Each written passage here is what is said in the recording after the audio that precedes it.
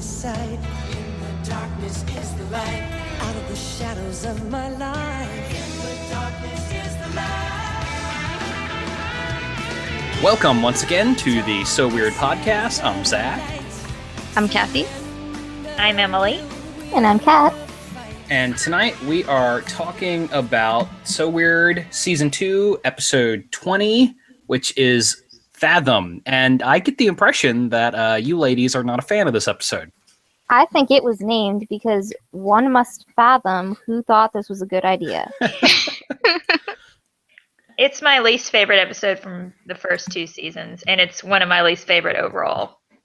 Agreed. Yeah, I think I have to say it's my least...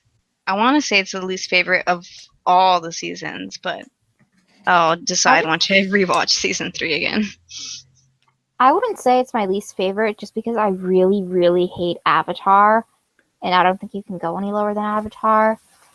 But this would be my second least favorite. Yeah. I certainly would not say it's the worst episode overall. There are Season 3 episodes I dislike much more than this one. I mean, I've been on record as saying Changeling, I think, is my least favorite episode altogether. But this one does not rank high. I can tell you that. This is near the bottom.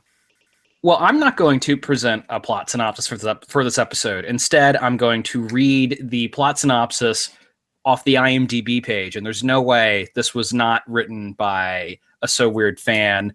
I'm not even entirely convinced that one of you three didn't write it, because this is it. Okay.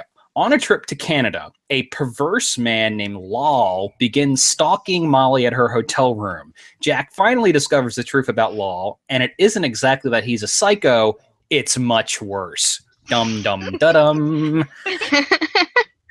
Now, that plot synopsis is a little misleading, because the weird thing about this episode is that Lal is a creep. Everything he does is creepy. From the moment he appears, he's a weirdo. And the episode, on one hand, seems to acknowledge that he is a creep. Yet at the same time, it does appear that Molly is at least sort of attracted to him on some level. And it just seems to be like a very divided screenplay. Well, we can talk about the intro, which was Fee talking about merfolk. It's kind of a long intro that I kind of zoned out and didn't really pay attention. Well, you know, it's cool. I like how she talks about Hawaiian mythology, which is not mentioned a lot. So that's sort of neat that comes up. It's a bit of a false lead because our merman in this episode is linked to Greek mythology. But, you know, it's sort of nice that they threw that in there.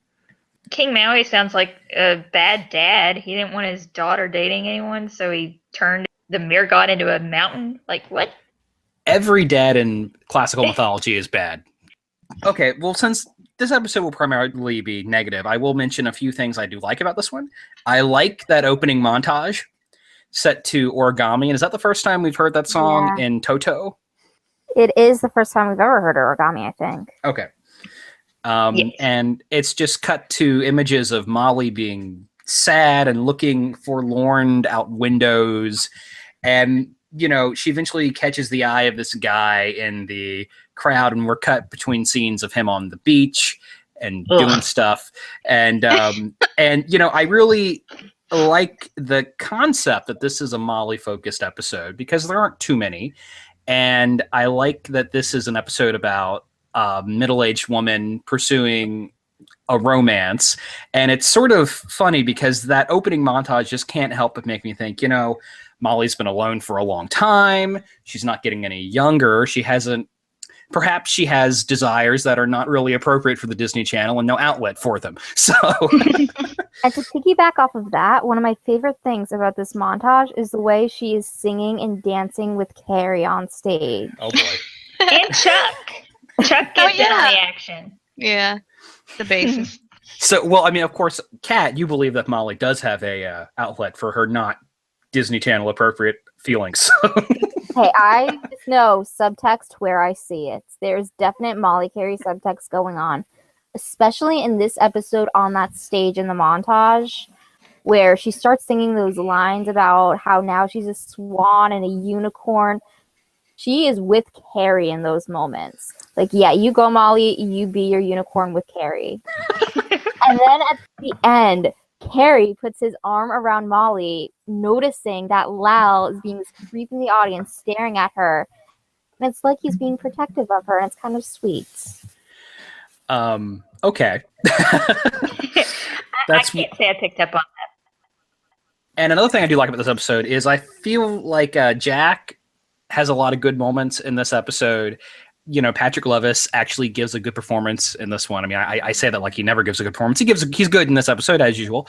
I like his little moments where he's being very defensive of his mom. That's very sweet. I like how that plays out. Like, for once, we're glad to see Jack being the logical one. Like, usually we kind of hate on him for being the party pooper, but like this time it's like, yeah, go Jack, you use your brain, because no one else is. Kat's talking about using his brain and made me think of how Fee, the little Fee and Carrie scenes, how they're not using their brain. Fee's trying to study for an exam, I think, and Carrie's trying to help her out by making educated guesses and not actually helping her out, to study. Yeah, and I got to tell you, I've tried that technique and it doesn't work. My favorite was always on the standardized tests is that C is the most common question. And I got to tell you, there were a few where I had not studied, and I'm just like, fuck it, I'm going to just mark everything down C. And, law of averages predicts I'll get at least a 60 on this. That's a D, But that's actually kind of where I was going to, because I was just going to say that Fiona actually has a very small role in this episode. She's not really involved in the mystery of the week at all, for once. Yeah, I wonder if this was another one of those episodes that was kind of designed to give Kara a little bit of a break, because she only has a couple scenes. I imagine it was probably that, and it was also probably a bit of, let's give Mackenzie Phillips an episode to do more stuff. And also, it's really nice to see Jack taking the lead and being part of the investigation to find out who exactly is this Val person. And obviously, he doesn't believe in Merman, but he does believe that you don't let a creep mess with your mom. Yeah, I mean, you even have him picking up the laptop and looking up information on the internet montage, so it's kind of a switcheroo in that way that's sort of interesting. Well, I was looking on the forum, and I posted the song meanings that John Cooksey provided a while back. And for Origami, he says, this was an old song of Molly's back before she met Rick. It's mentioned in Vampire, I think, as being off an old PKB album. It was about Molly's stormy relationships, and the fact that she put it back in her repertoire was a signal that she was starting to feel lonely for a man in her life. The song has an edge of physical yearning to it. I love Origami. I just have to say, I mean, I don't like this episode at all, but I love that song. I listen to that song all the time in the car, and I'm like bopping along to it. And I'm sure if you see me like from across the street or whatever, you'd be like, what the hell's going on? Because I do. I think it's super catchy. I love it's got a nice rhythm to it, and whoever's playing like the keyboard is having a blast. I like the song too. It has kind of a funky instrumentation to it. The lyrics, I think, are a little awkward, but I like the song. Yeah, I agree with that. This is a song that I actually didn't like growing up as a kid. I thought it was boring, but that's because from a kid's perspective, like, you don't get it. But the older I get, the more I love Origami, and I love it now. Okay, so I guess we now can start talking about the things we don't like about this episode. So starting off with the intro. Yeah, I like the Molly scenes, I guess, kind of. But what were they thinking with those Lao scenes with the beach? I mean, obviously I'm thinking it's geared towards the moms and older women who watch, I guess. I always feel so uncomfortable watching that. Yeah. And he's just creepily staring at Molly while she's singing. And Molly notices him. And when the song's over, she's kind of like stunned, or Lao's used his power that he has somehow. And so that's why Carrie takes her off the stage. So it's like, did she originally get bad vibes too? Yeah, well, there's really nothing creepier you can do, speaking as a man, you can do to a woman than just make really intense eye contact for no reason. And also, this reminds me, somebody else put out this theory about Fathom with Lao's eye contact in that scene in the dressing room after the show where he kind of stalks Molly and basically asks her out on a date. And at first she's like, I don't even know you. And then intense eye contact. Contact me at my hotel. And that person had the theory that maybe Lao could hypnotize people. And at first, I thought, like, maybe that's too reaching. But after watching this again more recently, that theory in mind, I think that might make more sense. Yeah, Okay. there's even a sound cue that lets you in on the fact that he's using some kind of power on her in that scene. Yeah, the sound cue and zooming in on his eyes. Yeah, I feel like that's pretty heavily implied that he has some sort of mind control thing of some sort. And I think it's supposed to be sort of a play on the mermaid, the siren song. I actually mentioned to my mom that I was watching this episode from So Weird about a merman, and she was like, "Oh, is that the one about the siren?"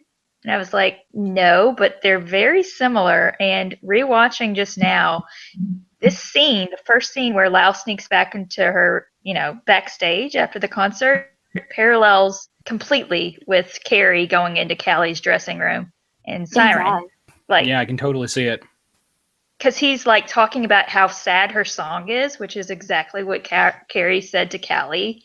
Why did they think it was okay to completely rehash this idea? That's interesting the way that they reversed it. Because when it was the woman, she had the man attracted to her, and the man is the one going in. And then with Molly, the merman is the one with the hypnotism power, but the man is the one going into her dressing room, like kind of hunting her down. It's interesting. I didn't pick up on how closely they resembled each other until just now when I rewatched it.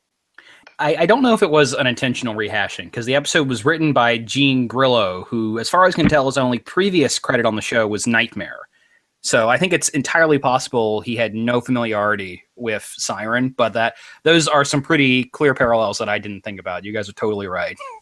It makes me so sad that he wrote Nightmare, because that's like in my top 5. I know, I was just thinking, how can you write something as wonderful as Nightmare and then give us this? Yeah, but just, getting down to the brass tacks of it, Lol is creepy. Like, there's no other word for it. The dude is a creeper. Everything about him is off-putting. Yeah, then he the says worst villain we have ever encountered on So Weird. he says men must have tried to get close to you. So he says these things like he's picking it up from her song, or he's just really good at guessing, or he kind of knows, like reading her mind somehow. I don't know if he's reading her mind or if he's been stalking her for a long time and has known these It's even things. creepier because one way that he could have been stalking her is through Fiona's website, and that just brings a whole new level of creepy to the situation. in the opening montage, it seemed like he kind of stumbled upon her in the club. Like he looked over through the window and saw her. So I don't think he was stalking her beforehand. There's like an urgency for him to convince her to go, away with him back to the water. So I'm thinking he has like a little bit of time to find a mate, I guess. And then he has to go back into the water because throughout the episode, he's like changing back to a merman. Yeah, they don't really expound on that very well, do they? There's just this idea that Lol is turning back into a fish and he needs to return to the ocean. And then that really weird scene where he's just swimming in the hotel pool. Yeah, and the way he goes up to Jack is just super off-putting. Yes. I mean, it's basically a guy going up to the woman he's interested in and saying, like, hey, is it cool if I bang your mom? And it doesn't, and you don't get to have an opinion. I'm gonna bang her. Like, yeah, she's so special. I want her to be part of my life. And then he leaves.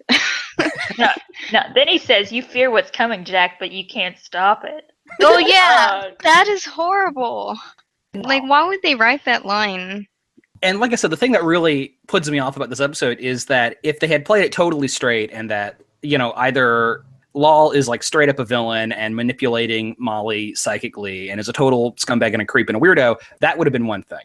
But the fact that it's totally uncertain, like it seems to say like, oh, well, maybe this Lol guy isn't too bad. Maybe Molly actually does have feelings for him. And that's the part that sticks in my teeth. I completely agree. Like the ending scene, we'll get to it. It's the worst scene in the whole show in my mind. But like, it's almost designed to make you sympathize with him. No, let's talk about that now, because it's like it wants us to sympathize with him after he does like an objectively awful thing. He pushes Jack away. Jack hits his head on like the pier and falls into the water. And it's like you straight up just tried to kill him. Like that is just the shittiest thing you could have done, man.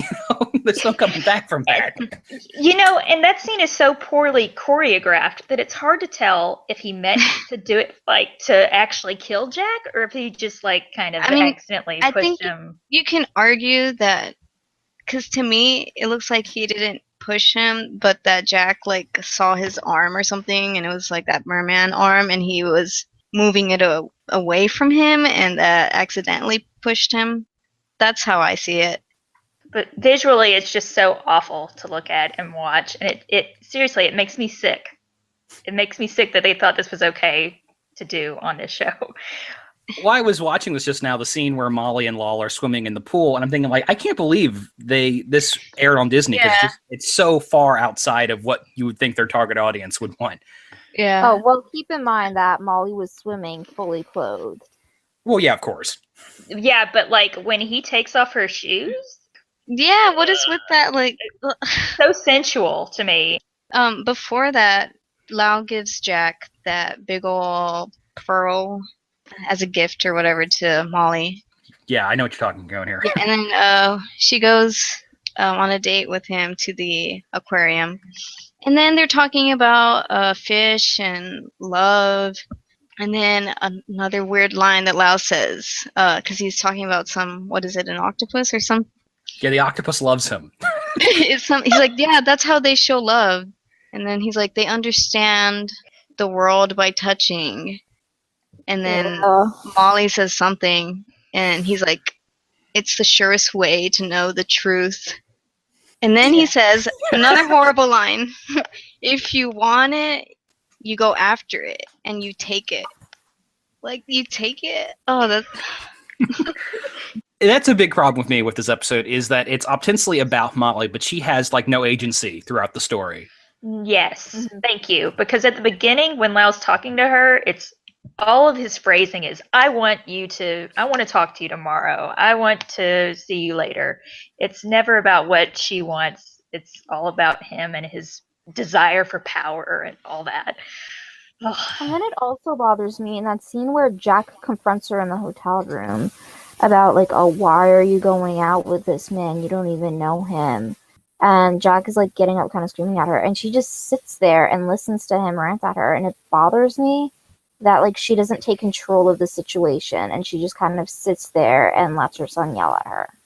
And maybe it's just me feeling this way, but I kind of feel like Mackenzie Phillips' performance does not seem really confident or sure about the material either. Like, her performance is a little flat in this episode for me. And I don't know if she was just having an off day or if that was because she didn't much care for the script either. Maybe she's trying to act like she's hypnotized and not herself. Yeah, Maybe. That's what I was wondering too. Maybe throughout this whole episode, Molly just wasn't acting like herself because he had this power over her. It makes you wonder, how long does his power last? Is it just like by physically touching her, or is it eye contact? Like, does he have to be looking at her to have this power over her? Yeah, and he's trying to turn her into a fish too. Let's not overlook that. Yeah. He's like, are you afraid to trust a mysterious stranger? Yeah. Yeah? I feel like yes would be the answer to that question. Well, I don't understand what was like the writer's intention in writing those lines besides pointing out that he's creepy. Well, if the intention was for him to be creepy, then I would say they did a great job of conveying that. But like I said, I mean, it's also clear to me that he wasn't meant to be entirely creepy, and just the performance of the actor playing Lal is Rick Ravanello, who's done a lot of television, and it's a very strange performance. He seems like he's acting like a robot. I mean, and I get he's not human. The character he's playing is not human. I was saying how when they enter the pool, like, he immediately takes off her coat, and then he's taking off her shoes, and Molly just is acting like she's stunned the whole time if you like really pay attention to her face. But I guess because she's like, oh, what are we doing, swimming in a pool? But she's so happy afterwards. Yes. I don't want to say at least she's happy, but at least we got to see her smile. And you mentioned the pearl, this enormous pearl that Lal gives to Jack, that Jack then gives to Molly. And there's the scene where they're biting it because if the pearl tastes sandy, then you know it's real. And is it just me, or is that episode that moment got some kind of weird connotations as well? You have a dirty mind. Well, I'm never going to deny that. No, but I just thought it was weird. Like, why did they have to test it out that way? of all the ways they could have determined that the pearl is real, you know, it's a weird episode. It's not one I like. No, and the ending scene, I'm never going to be over it. It's the worst scene in the whole show. I've talked about this with Kathy a little earlier, but, not only does Jack get knocked off the pier, and then Lau has a hero moment where he jumps in and saves him or whatever, and there's the shot of him carry him back to shore. But then Lau and Molly are sitting there chatting while Jack is unconscious and has water in his lungs. Like, he ends up coughing water out, so he had water in his lungs. They're just chatting away. Molly, your son was hit. He's probably got a concussion. He's unconscious. Fell in the water. What are you doing? And if it is because Lau still is holding power over her, then gross. But if it's not, and it was just a choice by the writers, gross. I hate it. And it bothers me so much that Lau's the one who jumps in the water and gets to play hero. Because that's something that's like a common abusive tactic, where the man who abuses you is also the man who ends up playing hero at some point. So you keep going back to him because you think you're safe when you're not. Yeah, and he holds Molly back to protect her. So she can go, oh, my hero! No. Yeah, that's a really, really bad moment. And I feel like if they had just changed a few little things, this episode could have been saved. If they had clarified that Law was mind controlling Molly and that she was not making her own decisions here, and if they had just changed that ending to have somebody else save Jack at the end, I think that would have jumped in after that. Yeah, exactly. That would have fixed a lot of the problems. I think it would have made the episode much better. Imagine if Molly saved Jack, but Lau was also in the water, and he was like switching back to his merman skin, and then Molly like pushes him away back into the water, and he loses his chance of whatever he was doing. Yeah, that would have given her back her agency as a character, and that would have been a big improvement. Yeah, and then after all that, he puts his hand on her face again, and she is so creeped out. And I don't know if it's Mackenzie being creeped out. She looks like she is terrified.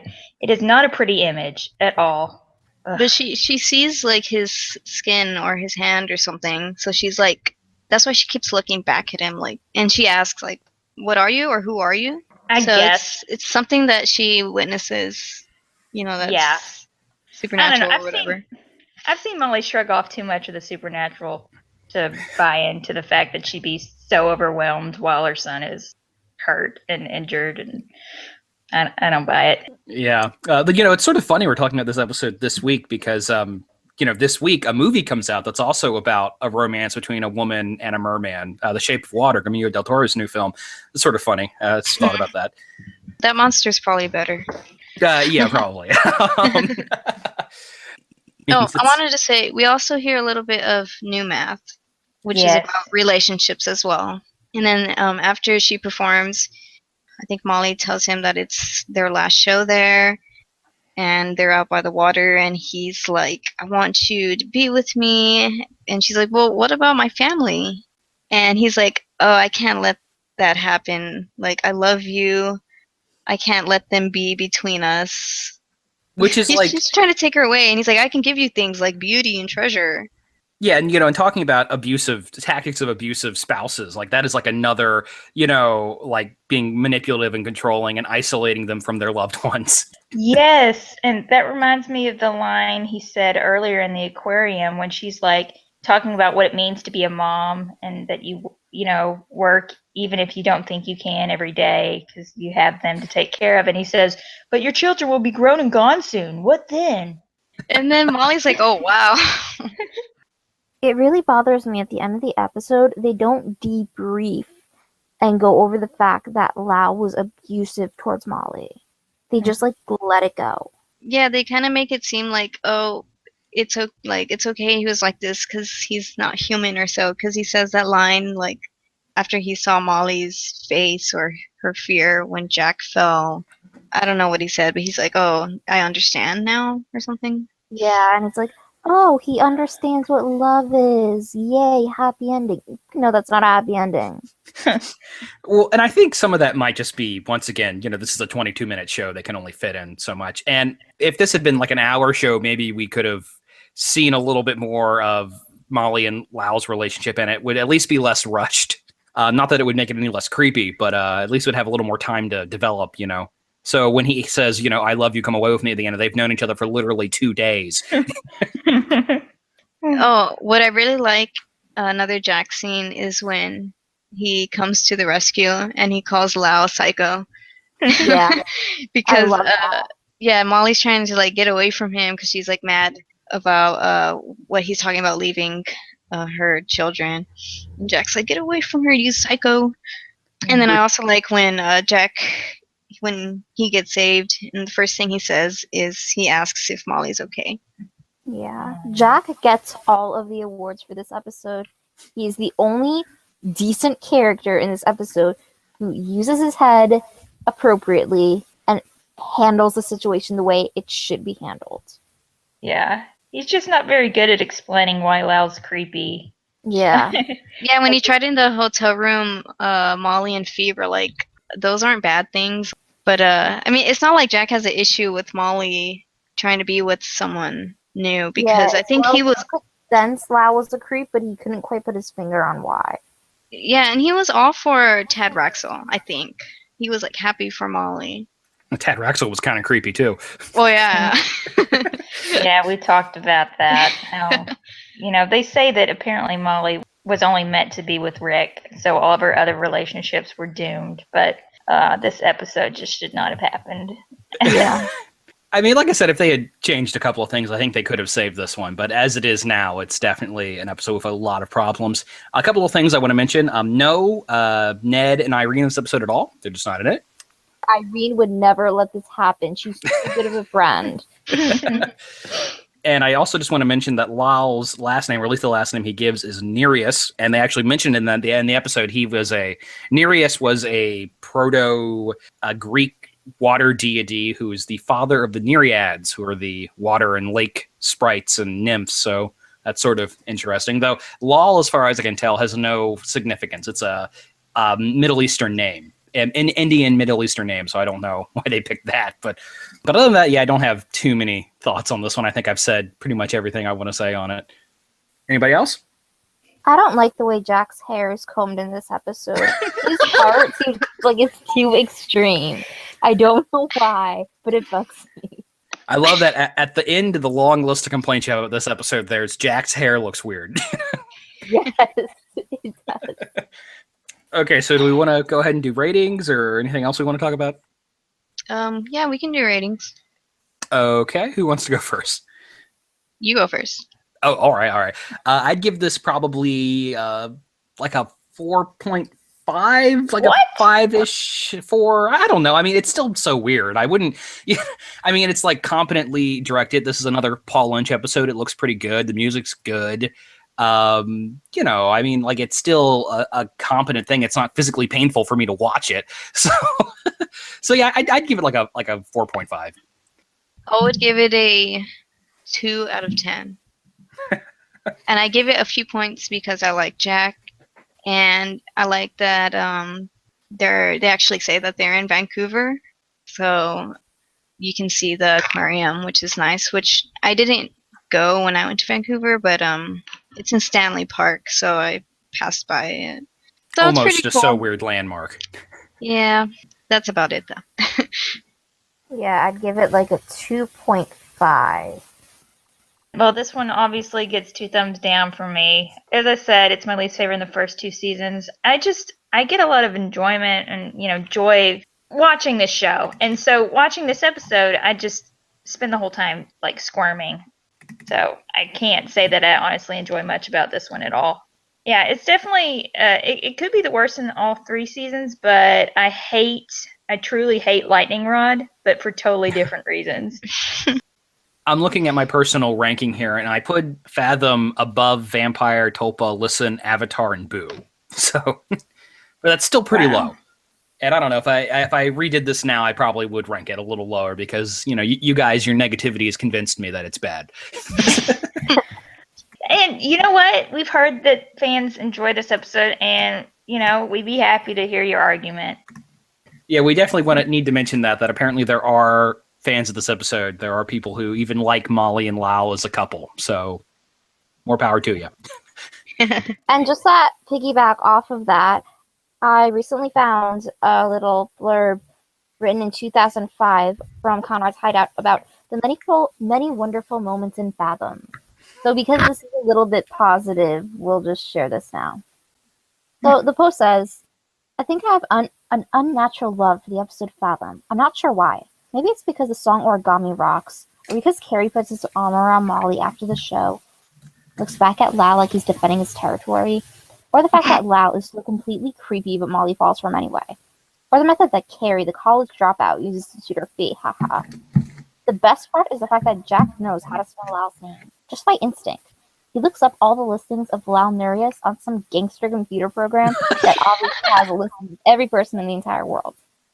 He doesn't even think, gee, maybe I spelled Nurius wrong. He's enlisted. Or even, maybe he doesn't live in North America. Ha ha ha. Oh man, so great.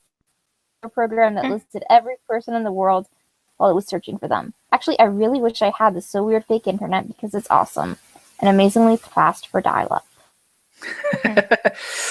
So, thank you, Take Me Back from Conrad's Hideout, for this little bit of positivity. The Conrad's Hideout was my inspiration for getting so involved into this So Weird fandom, so I owe a lot to them. Yeah, and that is a good point about that website Jack uses. Like, there are, sites that allow you to look up people's phone numbers and stuff. Usually you have to pay for them, but a lot of that stuff is public records. But I don't think you can just type in somebody's name and find out everything there is to know about them. I don't think it quite works that way.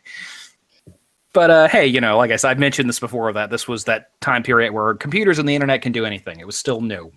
Especially if it's fake internet. Okay, so do we have anything else we want to talk about? Feedback? So this is from Andrea. She said for a troll episode, I never paid attention to the fact that Fee's computer turned into an apple. Now I have a thought. Do you think that it was turned into a fruit on purpose to reference Apple computers / Apple products in general? That would be clever. Yeah, I mean, I think that's probably was intentional, yeah. Really? Because I think that would kind of be stretching it. Because then I don't think Apple was really that popular, and it was mostly referred to as Macintosh.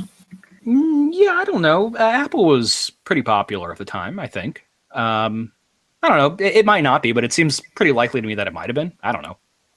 And then in season 3, Annie's laptop is a Mac, right? I think so. Those colorful ones?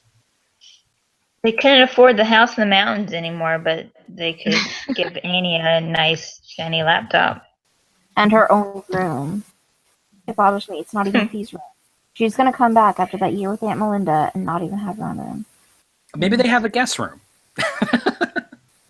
That's all the comments that we got. Wow. Well, thank you, Andrea. You always keeping it locked down. Thank you, our most faithful fan. Yeah, I was like, oh, I hope she posts something so I could read something.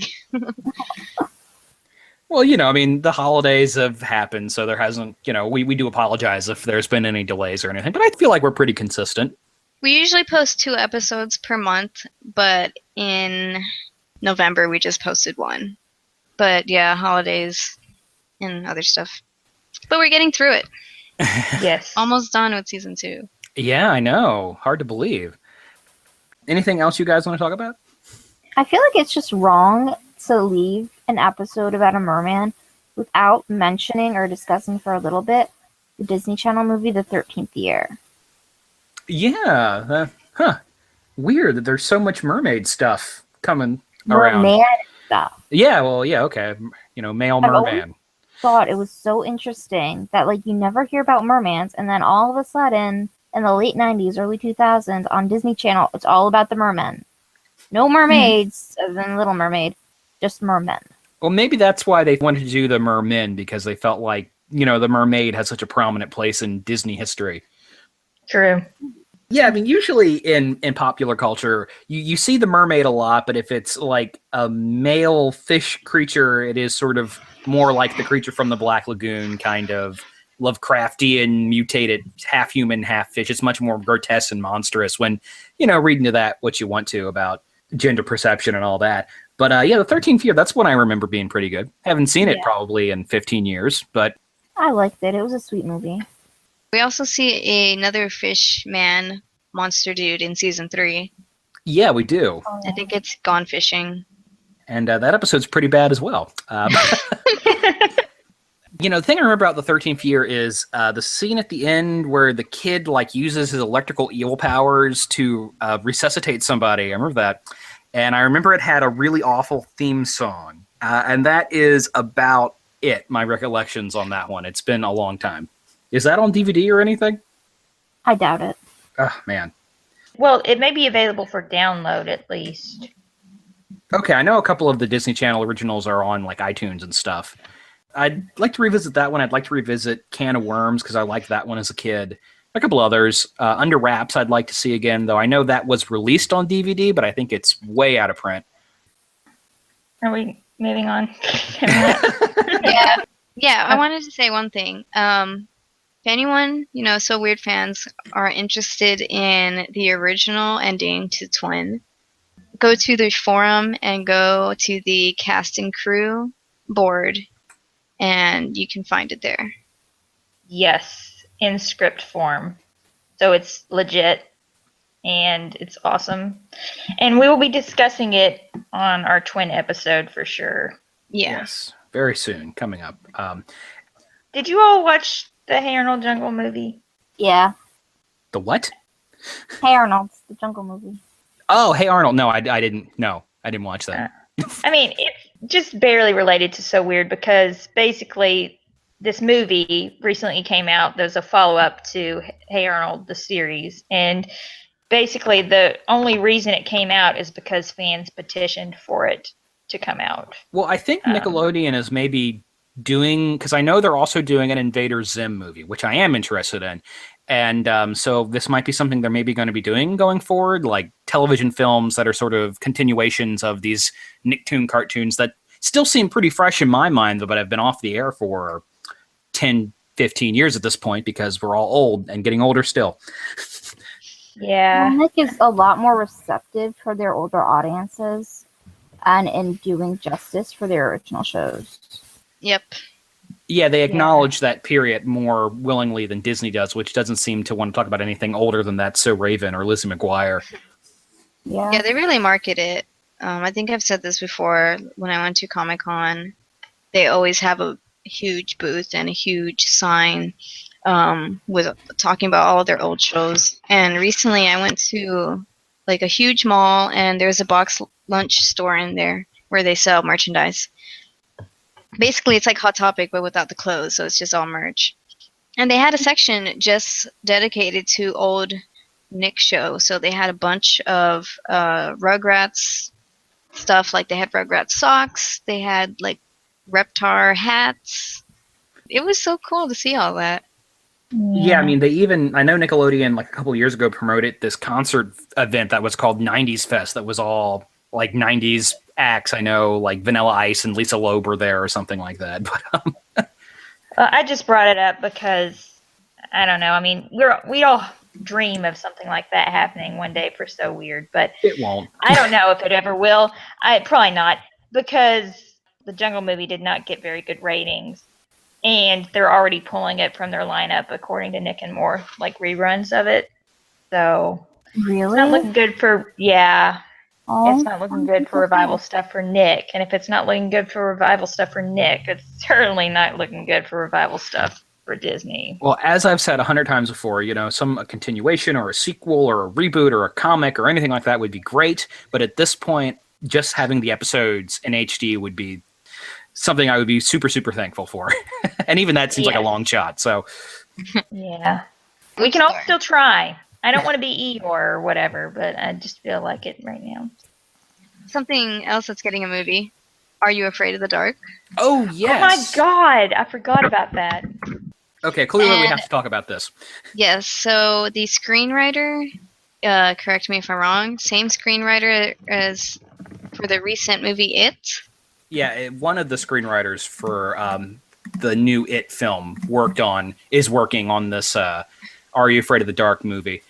And I think it's kind of an interesting idea. I like that makes me think that maybe the film will not be as goofy and kiddie-ish as the Goosebumps movie from a couple of years ago was. And it's interesting to me. I'm intrigued to see the direction they'll go in with that. I'm mostly bitter. I'm just bitter. 'Cause Yeah, me they too. already got 7 seasons of that show. They got apparently like the last 2 episodes were a movie. So they get another movie. What? Well, Yeah. Are You Afraid of the Dark was way more popular than this show ever was. I know. Was it? I'm bitter because I didn't like Are You Afraid of the Dark, and I like So Weird much more. Are You Afraid of the Dark scared me. Yeah. The intro scared me, but I've seen at least 2 episodes on YouTube now, and they're just, I don't know. I like characters and I like story, and that I feel like Are You Afraid of the Dark wasn't necessarily about that, but more about the themes. Yeah. Well, Are You Afraid of the Dark did have a super creepy opening credit sequence. Yes. And it was a different sort of show than So Weird, because being an anthology series, there wasn't really any continuing characters, so different kind of thing. But I watched it. I enjoyed it. I wasn't really a big fan, and I haven't felt the need to revisit it. But maybe I should. I don't know. I rewatched some of the seasons recently because they were on Amazon Prime, and I mean it holds up pretty well. The episode that traumatized me as a kid was Dead Man's Float, which is Me about too. Yes, I seriously I still remember nightmares of that one. or like actually swimming. I would avoid the drains because that episode scared me so much. But I do not remember that one. Sorry to say. oh no, that's a good thing. Well, Are You Afraid of the Dark? I remember there was an episode with a clown, like the Crimson Clown, I think it was called. I remember that one. I remember there was like a guy who was turning people into lizards or something, or stealing their youth. I don't know. That might have been a Goosebumps episode, now that I think about it. I think there's the hospital one with the night shift. Okay, and then there was an episode where the vampire from Nosferatu comes out of the movie and is pursuing somebody through the theater, or something like that. So that's pretty much my recollections about Are You Afraid of the Dark. I know Ryan Gosling was in both an episode of Are You Afraid of the Dark and Goosebumps. He was just all over kids' television in the 90s. This has been the So Weird podcast. I'm Zach. Or am I'm I? Kathy. I'm Emily. And I'm Kat. Keep the faith and stay away from creepers like wow.